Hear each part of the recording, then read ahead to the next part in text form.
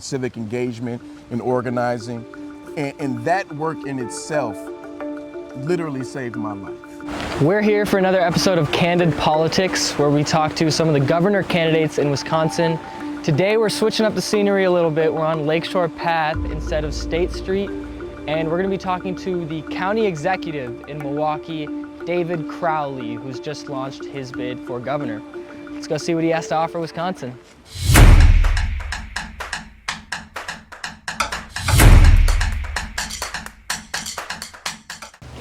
Well, thanks for coming out here today. Absolutely, thank you for having me. Beautiful day. Yeah, tell me, like, how often are you in Madison? I know you're usually in Milwaukee. I'm in Madison quite often. You know, I've actually spent 7 years in the state capitol, was a staffer actually in the state senate before I became an elected official. Spent 3.5 years as a state representative before becoming the Milwaukee County Executive. But even as the county exec, we'll still have to come up here because we have to lobby the state on bringing back resources. Yeah. And tell me a little bit about growing up in Milwaukee. You talk in your sort of like intro video a little bit about like what that experience was like for you and being evicted. Like, tell me a little bit about that experience. Yeah, so born and raised in a 53206 zip code. It's a zip code that's probably known more for what it lacks than what it actually has. And you know, both of my parents were great loving parents, but they struggled a lot as well. Struggled with mental health, struggled with drug addiction. And we relied on SNAP. We relied on many government assistance programs to actually be able to stay afloat. And so housing was a struggle. And we were evicted 3 times by the time I actually graduated high school. It was actually 3 times we were evicted within the 2.5, 3-year span.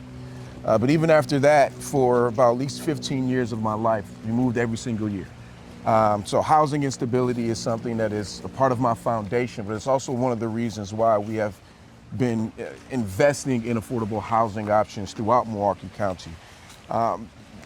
Went to public schools my entire life, Our Avenue, Meck Middle School, and Bayview High School. And while I was in high school, I had an organization called Urban Underground that literally found me, recruited me to be a part of their program. And that totally changed my life and my trajectory. Yeah. And it introduced me to community organizing. It taught me how to love myself, how to love my community. And one of the reasons why I decided to get involved in public service. Yeah, so how did that like experience kind of shape your view of politics and of like the way our country works? Like going through that experience of being in an impoverished area and having to deal with housing issues, like how did that shape your kind of worldview? Well, the foundation is really, you know, community organizing, and how it shaped my view was understanding that, like, as I was talking, going door to door, asking people about their issues, I found myself talking to a lot of local elected officials, state electeds. And so for me, you know, I want to make sure that no child has to go through the things that I've went through, whether we're talking not only eviction, but trying to figure out how you're going to pay your bills, seeing your family and your mother struggle or your father struggle.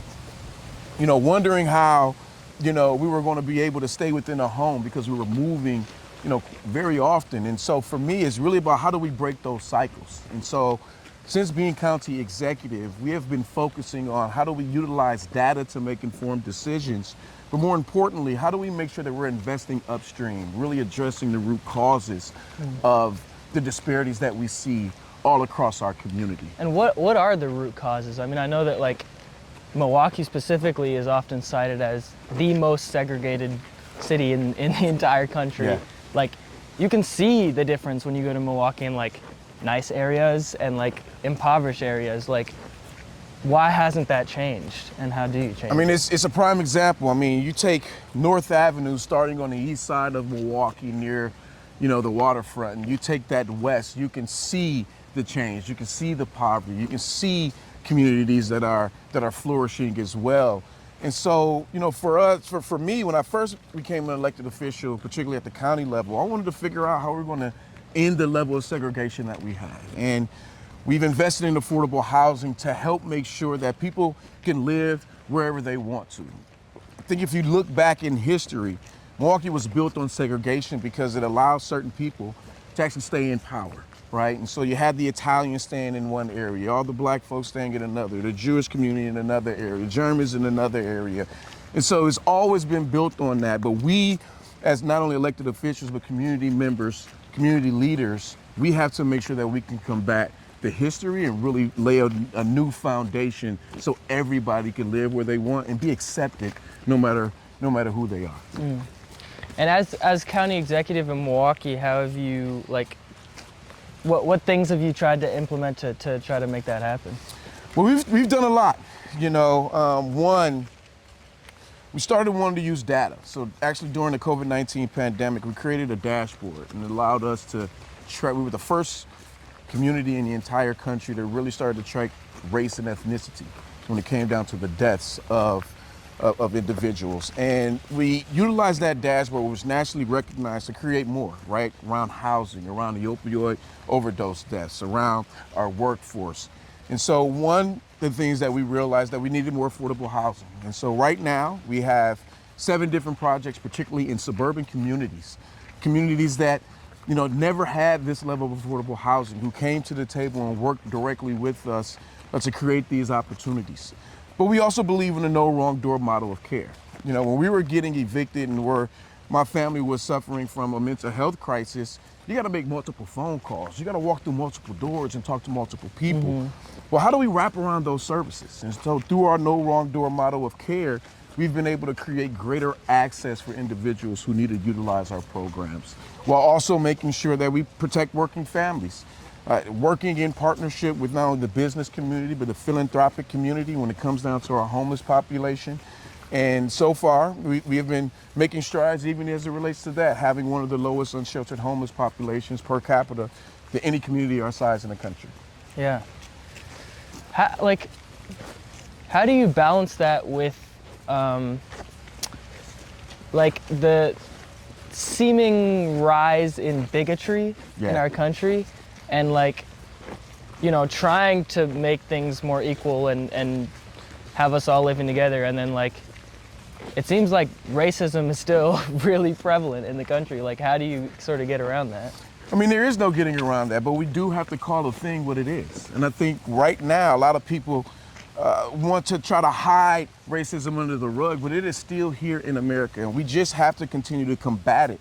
And as not only the youngest, but the first African American elected to the county executive role in Milwaukee and in this state, you know, for me, it's been really about how do we combat these issues of stigma, this perception that we have of communities of color, right? Or just communities in general that may not have the nice amount or the right size amount of resources to help them out. And so, you know, for me, it's really about bringing more people to the table. I truly believe no one cares what you know until they know how much you care. And being from an urban area, representing so many other suburban communities, it's important that when I come to the table, it's really about having an understanding before we start figuring out those solutions. And, you know, while I have, you know, the things that I want to be able to do, it's important for me to listen to those who are directly impacted and allowing them to have a seat at the table to help find solutions that work for them.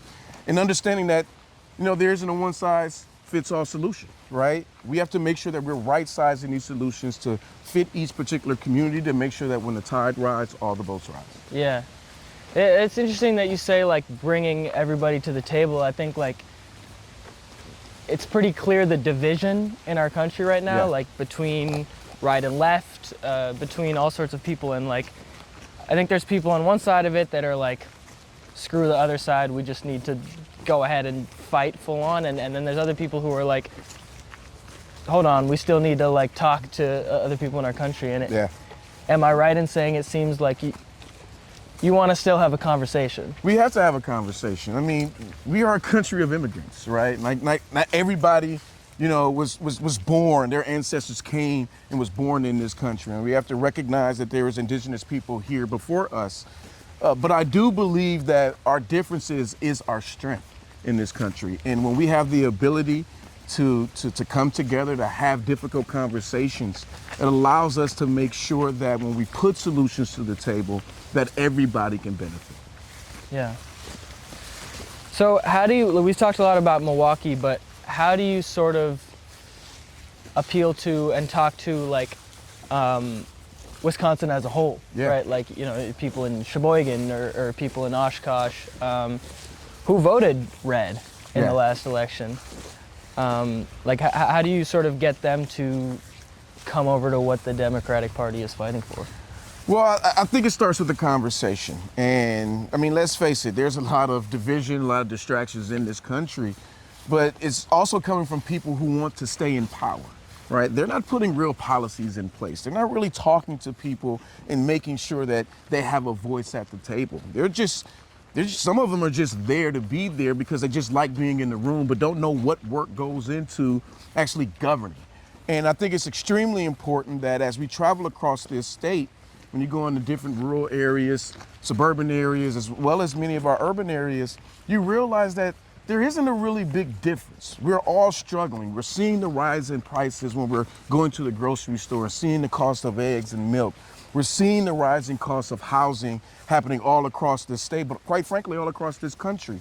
And so when you start to have conversations, you start to realize that we're all having the same problem. But we have to figure out, how do we build a bigger tent to make sure that we're solving the solutions for all of us? And there are going to be people who don't necessarily agree. And I do think that those folks, they will weed themselves out if they don't want to see progress happening for everybody. But we need to focus on our state's model. How do we move every community forward? And the way that you do that is making sure that you listen. Not everybody's going to want to listen to me being an African American or being from, the Milwaukee area. But I don't think that should stop us from finding ways to come together. Yeah. So where do you start as governor if you were to win? Like, what are the first things that you kind of want to address to bring prices down, to bring, the housing prices down, healthcare? Like, what do you want to address first? I think right now, there's a lot. what we're seeing happening in the White House right now, there's a lot of frustrations, right? I would argue that there's conservatives who are frustrated just as much as Democrats, and not only because of who's in the White House, but the fact that Democrats haven't been able to come with a cohesive message to really galvanize and bring people back to the table, especially those lost voices, youth, independence, things of that nature. And so for me, I really want to tackle this affordability crisis, right? There are so many families, so many people who are getting less, even if they are making more money. And we see how tariffs are affecting that, inflation is affecting that. And while we see the economic chaos and bad policies coming out of this particular administration, it doesn't mean that we can't do what we need to do as Wisconsinites and leaders here. And so it's really about, tackling the affordable healthcare issue that we're seeing. I believe that it should be accessible and affordable whenever and wherever people may need it. But that also means that folks should be able to send their child to daycare, right, without having to go into debt. And I know what that's like with my youngest now turning 6 years old and having to pay, over $1,000, $1,500 just to send her to daycare. And so I want to make sure that we're fully funding our public schools, because we see that communities all across this state have had to go to referendum to make sure that their kids have access to the resources that they need. The state has really lost its way and really broken its promise. And, while as governor, I will be able to influence and work with individuals, but it's also extremely important that we're electing people at both the state Senate level, the state assembly level, to make sure that the policies we're putting in place make sure that everybody benefits. And so I'm going to be a governor for all of us. I'm going to go and make sure that we're listening to different communities, because I don't believe that there's just one thing that we can do to make everything right for families across this state. Yeah, I think that, we should turn around. All right. So I think that, the pushback from the Republican side, when you talk about funding education more and making healthcare more affordable, I guess the barrier to that is probably where do you get the money, right? Raising taxes on people. The conservatives don't want to raise taxes. People don't like taxes raised. How do you get the money to sort of fund that type of thing? We have to, recognize that we're going to be paying for this anyway, right? We see what just happened in this big billionaires bill that the Trump administration has pretty much passed. That was basically the largest transfer of wealth that we've ever seen in this entire country. The fact is that we have literally taken subsidies away from people to be able to afford health care. And so when they're going to the ER rooms, when they're going to the doctor, they're not going to be covered, which means that private payers and the government is going to be supplementing that in some type of capacity anyway. And so when we're hearing this idea that, oh, we don't want to see our taxes get raised, no, we need to be creative. We need to think outside the box as far as how we are helping people at the very bottom in our most vulnerable communities, making sure that they have access to the things that they need every single day. And so I think it's a farce. It's a false narrative from the Republican Party to say that this is going to cost us more, when in reality, we see that businesses are making record profits right now. Are they paying their fair share to make sure that our entire country and our state here in the state of Wisconsin is in the best place possible? And I think that's what we should be focusing on. How do we put in policies that's going to make sure that this is the country that people still want to come to, that that we can still take care of those who are most vulnerable, while still making sure that we can prosper in the future. Yeah, I mean, I think we could talk about the Republicans, and I think most Democrats would agree that probably not going in the right direction there, but there's a lot of anger too in this country at Democrats, and just not getting things done, not delivering on promises. Why haven't Democrats been able to do more in your view, and how could you do more as governor? Well, I think that right now there's a huge fight. And when you're dealing with the Trump administration, it's like the goalpost moves every minute, right? And it's hard to focus on what the real target and what the real issues are, because everything is changing constantly. And so for me, I think that the level of frustration people have had with Democrats in this country is extremely valid, because we are not only fighting back, but what are we doing to actually put more policies on the table and a vision for people to be a part of? I think that just focusing on the narrative and focusing on one man who is doing a tremendous amount of damage to this country is important. But if we don't give people something to believe in, that's not going to help us build our party. That's not going to help us bring in folks who may not even see themselves as Democrats, but their values and their vision for this country aligns with Democrats. And so we have to build a bigger table.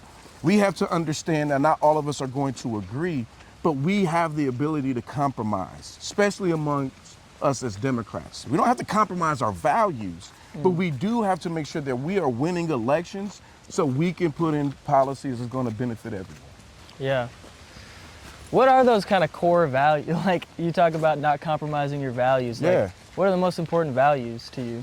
Well, I mean, one, I value dignity. And for one, there's no person in this country who should be working a full-time job and having to rely on getting SNAP benefits and having to rely on getting Medicaid or Medicare.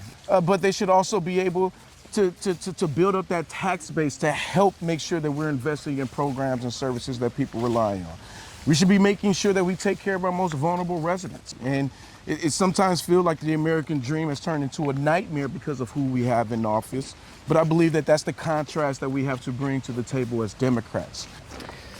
I want to ask you, what was sort of the biggest thing that surprised you, getting into politics? I know that you started out kind of as an organizer, right, just working in the community. Once you actually got a role in the state capitol over there, what did you learn from that? What kind of surprised you? The first thing that surprised me was the level of lack of communication. A lot of people don't have the relationships in the state capitol or in government in general, because we're fighting about different types of policies, and nobody has really taken the time to even understand, why do you do this in the first place? And I think that when you have a level of trust, when you have an authentic relationship with someone, it allows you to get a lot more done. You don't have to agree with somebody in order to get work done. Yeah. You said that more politicians should be thinking about, why do we do this? Why do you do this? For me, it's about giving back. When I think about where I come from, my foundation is because there was a youth development organization that said we have to figure out how we get young people more involved in civic engagement and organizing. And that work in itself literally saved my life. I think about where I come from being, growing up on 23rd and Burleigh, or 10th and Burleigh, or 11th and Locust, or 22nd and Vine. I mean, those are some really tough neighborhoods. And so when I still go back to those neighborhoods, I'm reminded where I come from. and want to make sure that no child, no family has to go through the things that I have been through. And so I do this because I believe in my community, I believe in this state, I believe in this country, and I believe I have a duty and an obligation in helping to make it better, you know, that I came into. Yeah, so we always just ask everybody at the end, like, do you have any kind of final message for students or anybody who might watch this video? You know, I'm a man of quotes, and so I'm gonna give you a few quotes, and that is the first quote that helped me out throughout my high school years as well as early college years is that you all laugh at me because I'm different, but I laugh at you all because you're the same. And I think that's extremely important because we need more individuality in America. We need people to be themselves and be their authentic selves because I believe that that's what makes us stronger. But a lot of the times we don't want to do certain things because we're afraid of failure. And a great philosopher named Yoda once said, do or do not, there is no try. And for me, that's very powerful because it lets me know that failure is okay. It's important though that when we fail that we learn from it, that we figure out ways to pick ourselves back up. Because we don't try to get back up, we do get back up. And we need to take that same mantra in the work that we do every single day in the community or at the workplace or even in school. And then the other thing that I would say is that not every role is for everyone, but there's always a role for someone.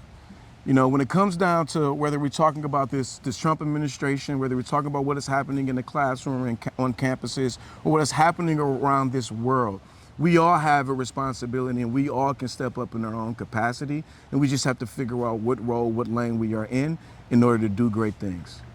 Well, thank you so much. Thank you. It's great talking to you. Likewise. Yeah.